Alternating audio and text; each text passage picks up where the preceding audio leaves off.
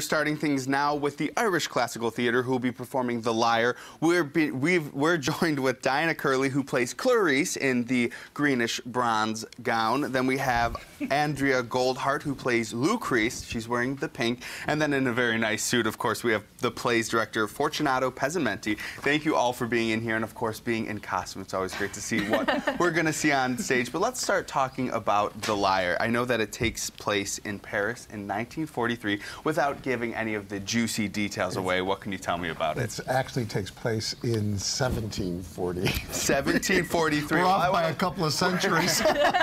my script's just a little bit, but I remembered my line. I'm going with it, right? That's right. That's okay. But I have to just comment on these costumes. They were built by Anne Emo, the costume designer from Buff State, and they're just beautiful. She actually constructed these two costumes. So you can see it's a period piece, and it's based on a play by Pierre Corneille, and it sounds really hoity-toity and elite, right? But he's done what he calls a translaptation, which is a translation with a lot of adaptation. So you're going to hear language that is really contemporary in a lot of the play, and situations which are contemporary, even though they're in these costumes. So it's not at all stultifying in any way. It's a lot of fun. So for the person that's watching this and seeing these period piece costumes and hearing that it's a period piece, it's still going to be very easily digested if you are in the audience. Yes, it's fun. It's about young love. It's about a young man who comes to Paris seeking to fall in love, and of course he starts to get himself into a web of lies because he's mistaken which girl is which.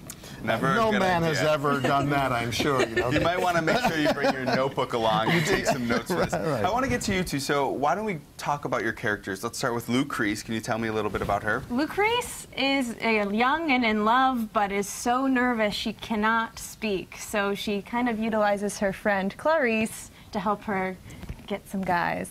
Yes, we're best friends, and Clarice probably talks too much. She loves herself quite a lot, and but they are dear friends, and they both kind of fall for the same guy.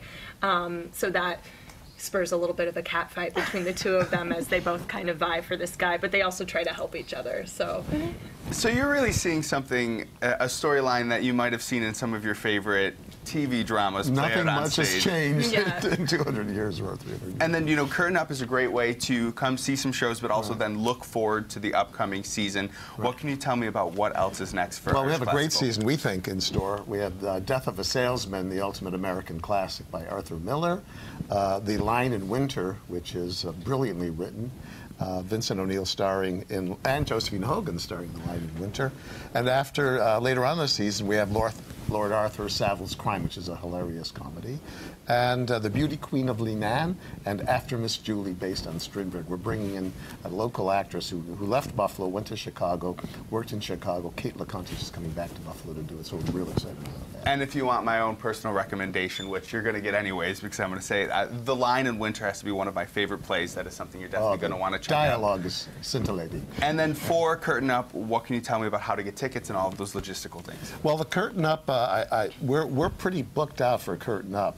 It's really difficult at this point. We're a 190-seater, and tickets have gone fast. You can always try calling the box office to see if it's tickets available. But our subscription drive is still going, so we encourage you, or we encourage the public, because it's great savings, on our subscription drive.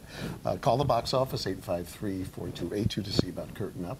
But we have a great event planned with a dinner on the stage of the Shays Buffalo. And we're looking forward to a great party. A lot of great things happening in the Buffalo theater community. We're very fortunate with this week and this year. Thank you all for coming in. We're going to get a little sneak preview later on in the show as we put you two to work. So I'm going to let you go get ready, make sure all of your lines are right, go over the scripts and everything. But right now we're going to head back.